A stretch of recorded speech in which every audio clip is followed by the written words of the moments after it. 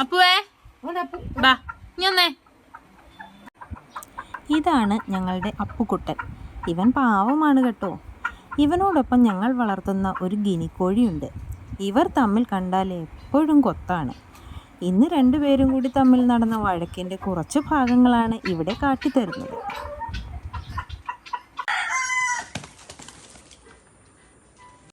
അപ്പുക്കുട്ടൻ എത്ര മാറി നിന്നാലും ഗിനിക്കോഴി പിന്നെയും പിന്നെയും അവനെ കൊത്തും. ഒരുപാട് തവണ ക്ഷമിക്കും. പിന്നീട് അപ്പുക്കുട്ടനും തിരിച്ചു കൊത്തും.